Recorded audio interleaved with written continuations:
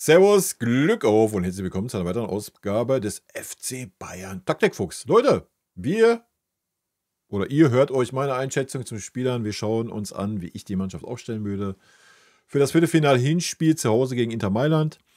Bevor wir da reingehen, wie immer der Hinweis, wenn euch gefällt, was ihr seht, lasst sehr gerne ein Abo da auf YouTube. Ist natürlich völlig kostenlos. Und ihr unterstützt damit einfach, was ich so tue. Ja, vielen lieben Dank dafür. Meine Einschätzung zum Interspiel, ja, ich bin da guter Dinge. Ja, natürlich ist Inter ein starker Gegner. Jeder Gegner im Champions League Viertelfinale ist ein starker Gegner. Man darf diese Mannschaft nicht unterschätzen. Wir müssen sie aber auch nicht in den Himmel loben und sagen, oh ja, das ist ein Bollwerk, da kannst du nicht durchkommen und super krasser Angriff und so. Alles gut, das ist eine starke Mannschaft, genauso wie wir eine starke Mannschaft sind. Es wird auf die Tagesform ankommen, es wird darauf ankommen, ob wir unsere Einstellung, unsere PS, unser Feuer auf den Punkt kriegen, auf den Platz kriegen. Genau dasselbe gilt auf der anderen Seite für Inter Mailand. Ja, bekommen das beide Mannschaften hin, wird es ein sehr interessantes Spiel.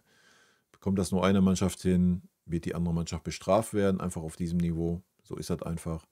Und wir haben es gegen Leverkusen gesehen im Hinspiel. Leverkusen hat es nicht auf den Platz gekriegt, wir schon. Und von daher wurde Leverkusen mit 3:0 abgestraft. Ja, das kann morgen genauso passieren, in beide Richtungen. Ich persönlich habe aber ein gutes Gefühl. Wir spielen zu Hause. Wir werden auf dem Papier der leichte Favorit sein, denke ich. Ja, natürlich haben wir Ausfälle, die schwer wiegen. Gar keine Frage. Aber so wie es ein Conny Leimer in der PK auch gesagt hat, das Wichtige ist, dass eine Mannschaft da ist. Mannschaft auf dem Feld ist, die hungrig ist, die will, die auf dem Punkt da ist und das umsetzen kann. Ja? Und sollten wir das sein, sollten wir auf dem Punkt da sein, haben wir unsere Form, geben wir 110%, haben wir immer noch die Qualität auf dem Feld, das werden wir uns jetzt gleich anschauen, um jede Mannschaft zu schlagen. Punkt. Ja? Natürlich haben wir ein paar Problemchen, da brauchen wir nicht drum herum reden, gerade in der Abwehrreihe. Aber trotzdem, wir müssen als Mannschaft da sein, wir spielen zu Hause und dann musst du einfach einen Sieg einfahren. Ob das ein 2:1 ist, ob das ein 3:2 ist oder ein 3:0, du musst auf jeden Fall einen Sieg einfahren, denke ich. Ja. Sollten wir es nicht schaffen, du spielst nur unentschieden, du verlierst das Ding knapp oder wie auch immer, auch dann geht die Welt nicht unter. Ja. Es gibt immer noch ein Rückspiel. Aber nochmal, ich habe ein ganz gutes Gefühl für morgen und von daher gehen wir mal rein. Aufstellung, ja, viele stellt sich von alleine auf, Urbich. Natürlich könnten wir nicht sagen, der hat gar keine Erfahrung. Sollen wir nicht lieber einen Ulle reinstellen oder einen Daniel? Ja, natürlich ist das ein Argument. Das jetzt zu tun, halte ich für dumm. Ja. Dann hätte man das vor 3 Spielen tun sollen und nicht am Urbich festhalten sollen. Jetzt ihm das Vertrauen zu entziehen, wäre schon mal eine Farce. Und wir würden jetzt da reinwerfen, Ulle oder Peretz, die gar keine Spielpraxis gerade haben. Nee, fühle ich nicht. Vorne Heavy ist natürlich klar. Heavy muss es wippen morgen. Patrouilliert von Michael auf der rechten Seite, was ohne Zweifel sein sollte. Und Leroy auch auf der linken. Auch wenn bei Leroy nicht alles, was glänzt, Gold ist. Trotzdem hat er gerade zumindest das Schussglück und macht die Hütten. Ja, von daher Leroy ganz klar auf dem Feld.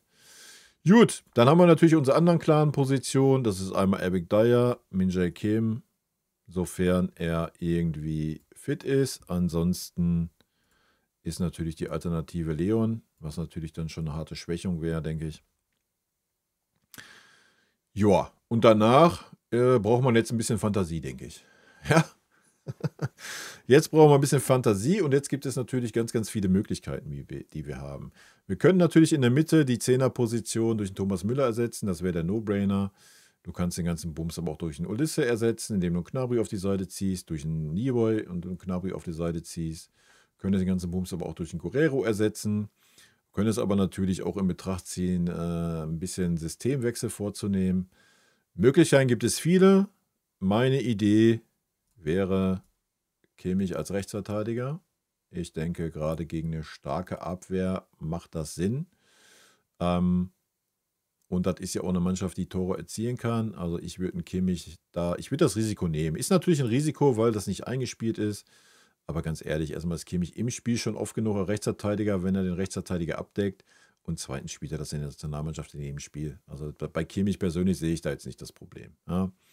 Auf der linken Seite würde ich persönlich am Stani festhalten. Ich denke, er ist auf jeden Fall defensiv die beste Option neben Boe und Guerrero, die wir haben. Ich würde hier auch als Alternative Boe eintragen. Ihr werdet gleich auch sehen, warum.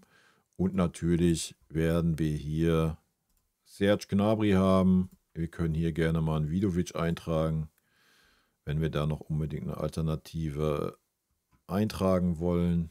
Und vorne trage ich euch auch schon mal die Alternative Thomas Müller ein. Und da seht ihr schon, was ein Thomas Müller bei mir nicht anfangen würde. Bei mir würde Palhinha den klaren Sechser geben. Und davor würde ich mit 2 Achtern Schrägstrich Zehnern agieren. Und das wären bei mir einmal das Pressing-Wunder Conny Laimer, das Pressing- und Mentalitätswunder. Ich denke, er bringt uns auf dieser Posi viel, viel mehr als auf der rechten Verteidigerposition. Gerade auch seinen Push, die Mitspieler mitzunehmen. Und es ist nicht so das Risiko, dass hinter ihm nichts mehr ist. Ja, hinter ihm ist hier ein Palhinha, der als alleiniger Sechser, das spielt er im Schlaf runter. Das ist wie Fahrradfahren. Ja. Als Achter mit einem super